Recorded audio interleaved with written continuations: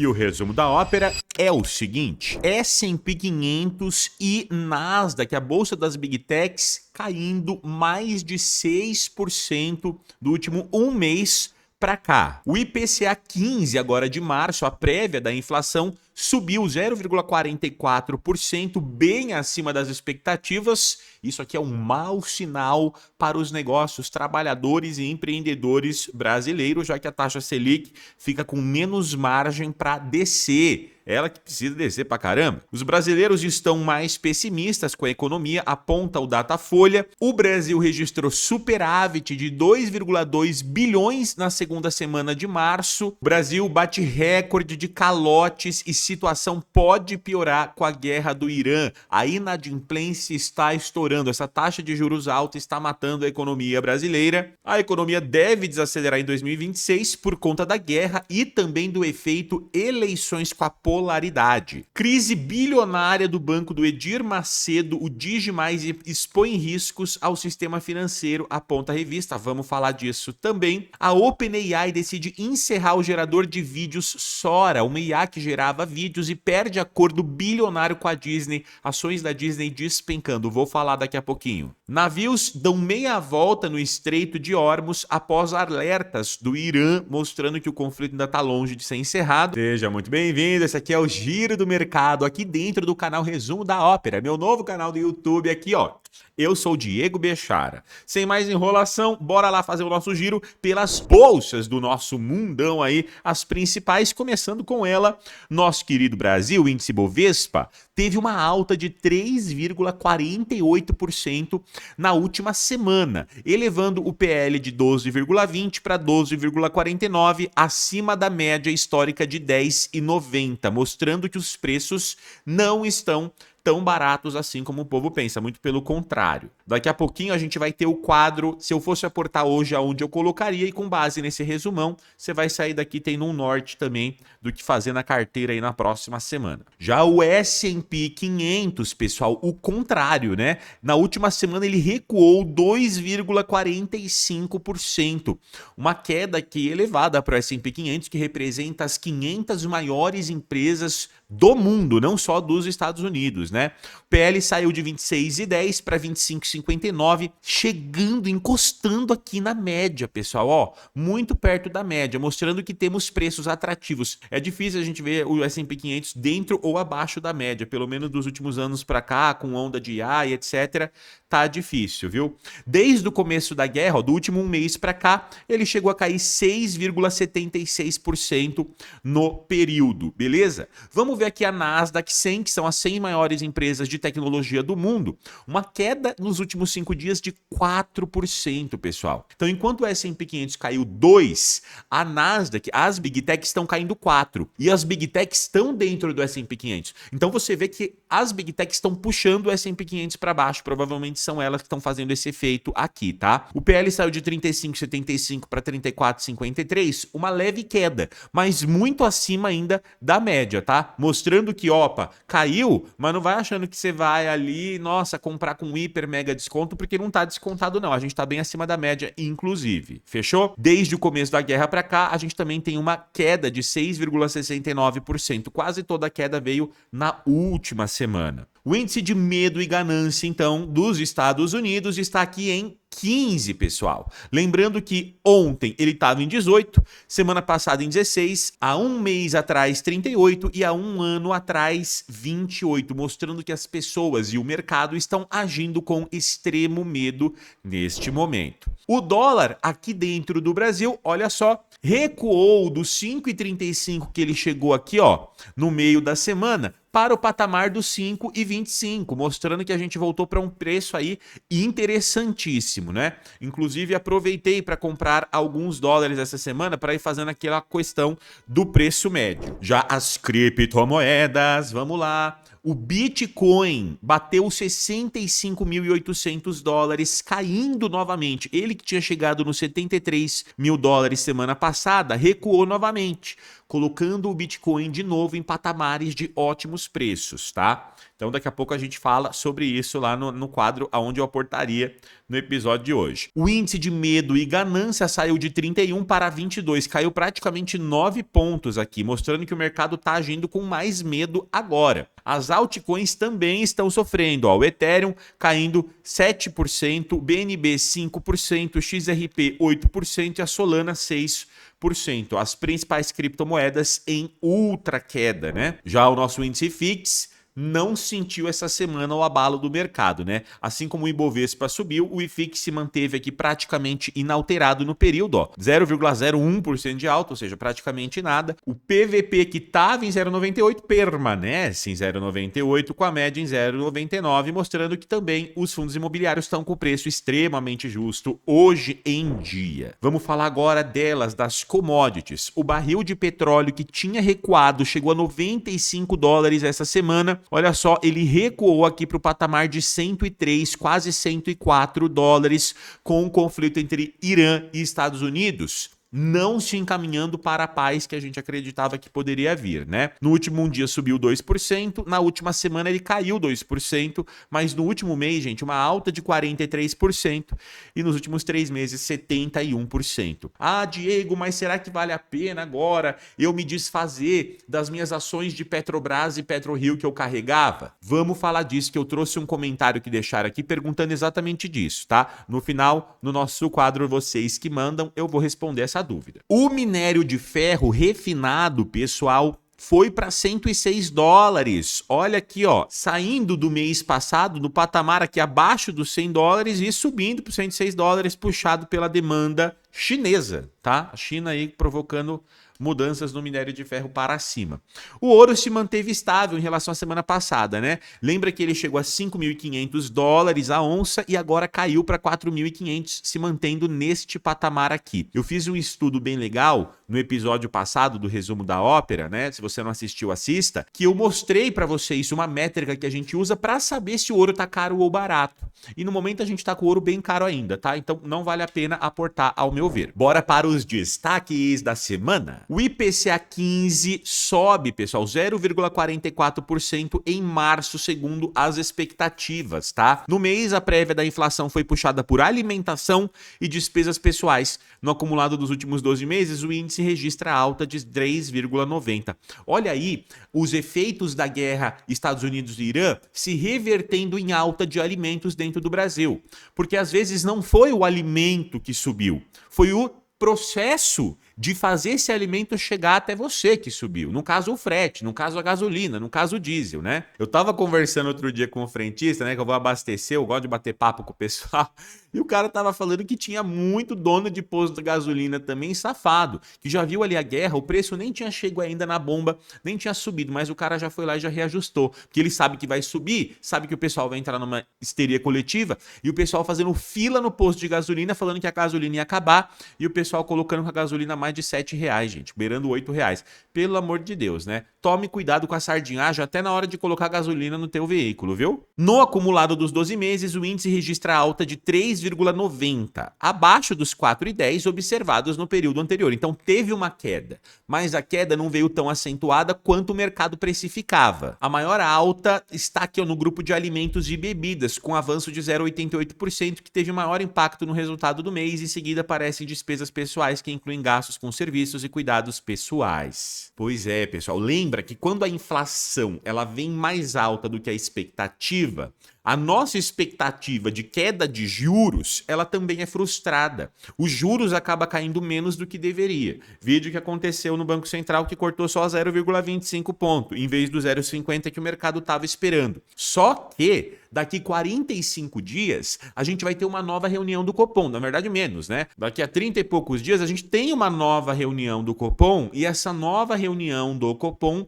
vai definir de novo uma nova queda da Selic. E quanto mais turbulento o mundo estiver, pior para essa queda. E a gente precisa, o brasileiro precisa dessa queda. Olha só, vamos girar. Brasileiros estão mais pessimistas com a economia, aponta o Datafolha. A percepção dos brasileiros sobre a situação econômica do país registrou uma piora nos últimos meses, indicando uma reversão parcial da melhora observada no final de 2025, tá? Os brasileiros estavam otimistas em 2025, ali no finalzinho já começou a piorar. A pesquisa Datafolha divulgada hoje, o percentual de entrevistados que avaliam que a economia piorou subiu de 41% para 46% entre dezembro do ano passado e março. Pois é, pessoal, até porque, olha só, o Brasil tá batendo recorde de calotes e a situação pode piorar com a guerra, tá? Quase metade da população brasileira adulta está inadimplente. Em janeiro de 2026, eram 81,2 milhões de pessoas nessa condição. Nunca foi tão alto, segundo o Serasa Experian. Enquanto economias avançadas começam a estabilizar os índices de insolvência após os impactos da pandemia,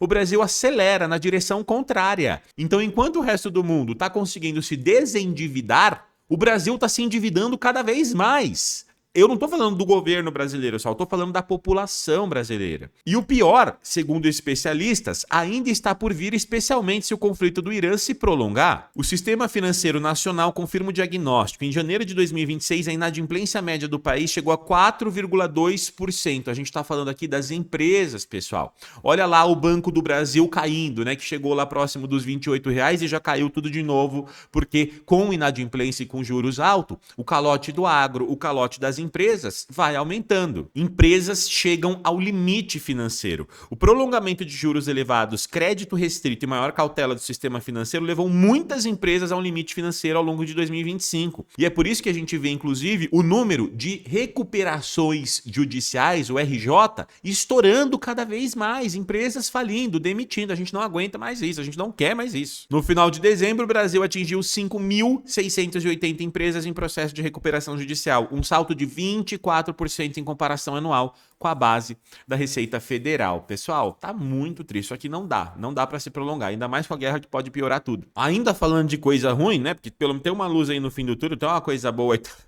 Mas a economia do Brasil deve desacelerar em 2026 em meio a guerras e eleições. A expectativa de analistas é que a atividade mostre, de novo, um ritmo mais forte no primeiro semestre, impulsionada pela agropecuária, medidas de incentivo do governo e esmoreça na segunda metade do ano. A avaliação é que, embora o Brasil ainda possa se favorecer, de certo modo, das incertezas geopolíticas gerada pela escalada entre o conflito no Oriente Médio, consumidores, governo e o próprio Banco Central devem se tornar mais cautelosos, tá? Até porque essa vantagem aqui do Brasil se resume justamente às empresas extratoras, né, de petróleo, de minério, com a alta desses recursos. É exatamente o que diz aqui, ó, que o Brasil registra um superávit de 2,2 bilhões de dólares na segunda semana de março. No mês, as exportações somam 14,7 bilhões e as importações 10,8 bilhões, com um salto positivo de 3,9 bilhões e corrente de comércio de 25,5 bilhões. Ou seja, o Brasil está com uma balança comercial favorável. O que isso significa? Que a gente está conseguindo vender mais do que a gente compra dos outros países. Então, no saldo final, existem mais dólares entrando na economia brasileira do que saindo. E isso aqui ajuda muito ao preço do nosso dólar cair. É exatamente por isso que a gente vê essa queda, né? Para o patamar aí dos 5,20, dos 5,25 que a gente tem hoje em dia. Então isso aqui é um bom sinal aqui para o Brasil. Mas aí detalhe, a gente pode ver, ó, que teve um crescimento, né, nas exportações e importações, ó, desses recursos aqui, ó, da indústria extrativa, que é exatamente a de petróleo e de minério, tá? Enquanto que houve queda no agronegócio, na agropecuária e na indústria de transformação.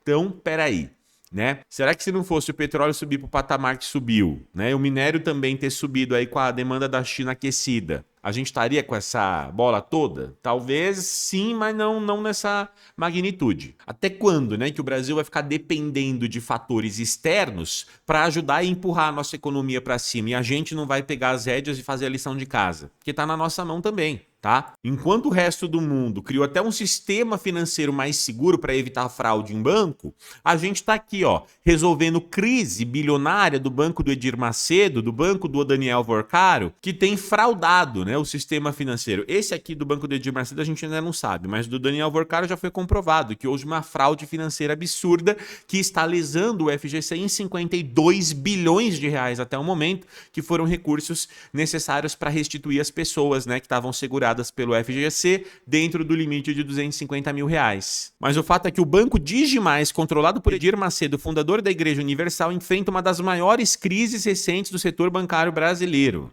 Uma das maiores, né? Porque a maior foi a do Banco Master. Segundo informações da revista Piauí, a instituição acumula um patrimônio líquido negativo de 8,5 bilhões de reais. Situação que coleta em alerta investidores e o FGC. Gente, o FGC não vai aguentar mais. Tá? O FGC tem um pouco mais ali de 100 bilhões, 120 bilhões de reais de fundo ali, tá? Só que ele não vai aguentar mais por muito tempo se outros bancos continuarem nessa quebradeira.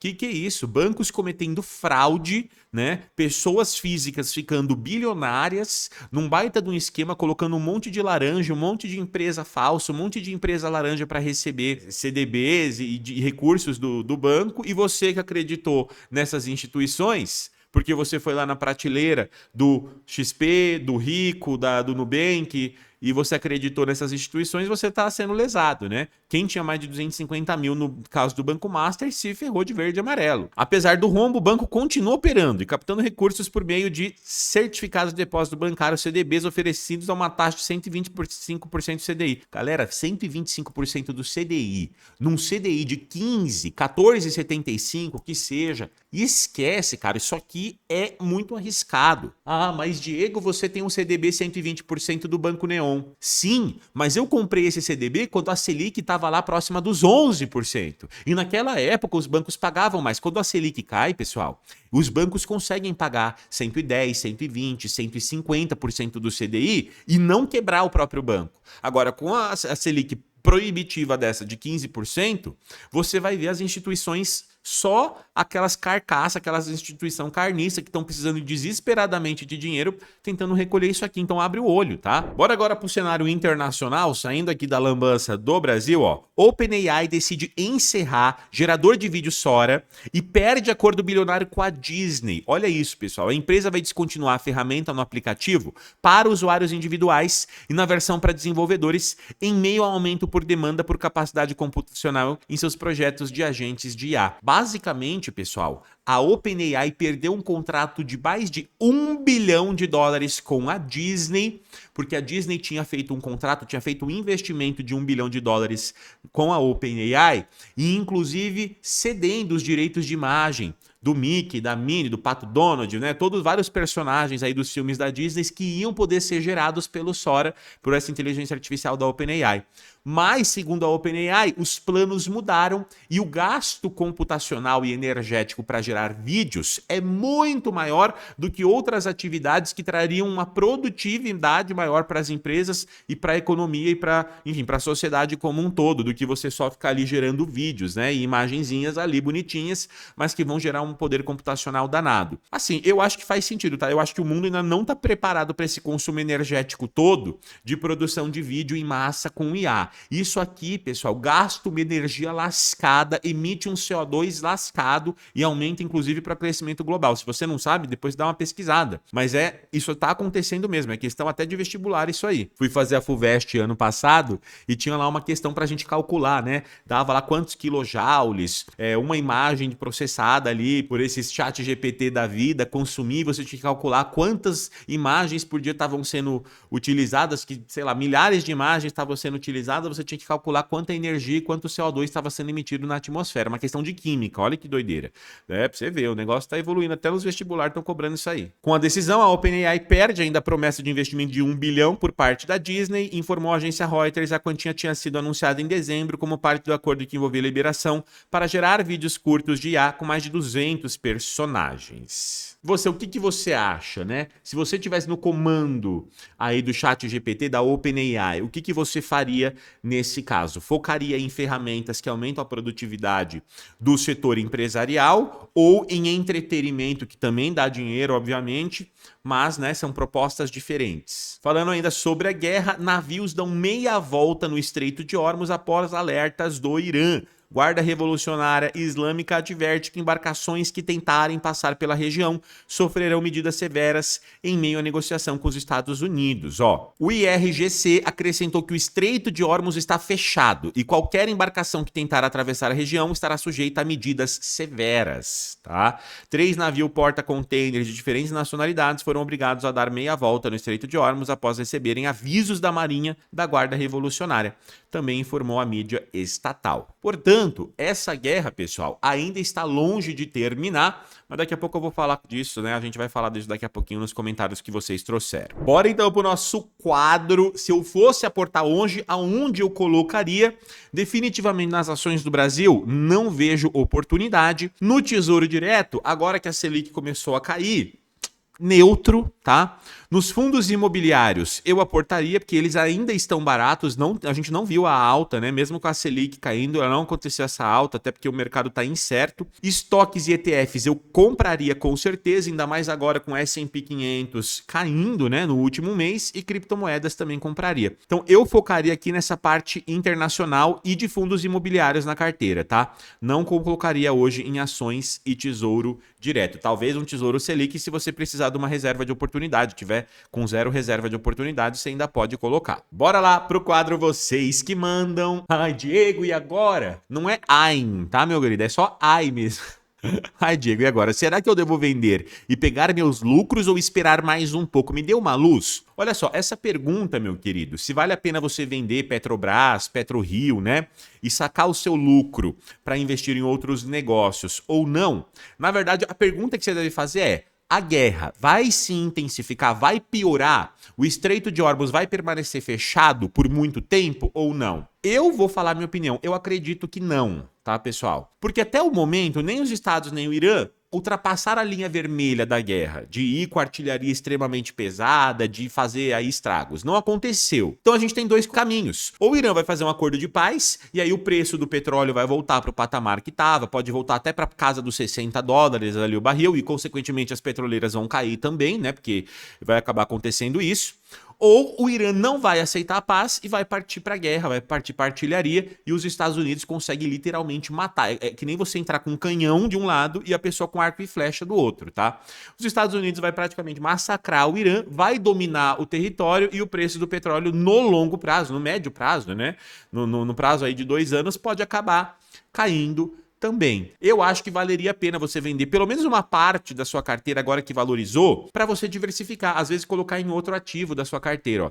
Tive uma valorização de mais de 80% em Petro 4 e PetroRio. Vendi tudo para realizar lucro e vou reinvestir em outra coisa. Quando essas duas caírem, compro novamente. Eu acho que é uma estratégia inteligente. Ó. O Rafael falou que fez isso também, e o investidor diário aqui, ó, também fiz isso, vendia 50%. Qual que é a questão, pessoal? Eu ainda não vou fazer na minha carteira, porque tem um detalhe. Eu tenho 80 mil reais em PetroRio na minha carteira. Se eu for vender, eu vou ter que pagar um imposto de renda absurdo, tá? E aí não vale a pena eu vender pagando esse imposto de renda absurdo, porque tá acima do limite de 20 mil, tá? Então talvez eu faça uma venda aí dentro do limite de 20 mil para poder não pagar esse imposto de renda. Porque se eu tiver que pagar os 15% de imposto de renda em cima do meu lucro, pô, eu tô perdendo uma parte do meu lucro, aí talvez não compense o risco da guerra continuar e eu perder uma próxima alta mais fervorosa ainda, que pode acabar acontecendo. Mas para quem tem menos de 20 mil, que não pagaria imposto nenhum, acho que faz sentido, né? Lembra que existe o limite de 20 mil de isenção para você não pagar lucros em cima da sua valorização ali, tá? Não pagar o imposto em cima da valorização. Olha o Rodrigo, a automação resolve o problema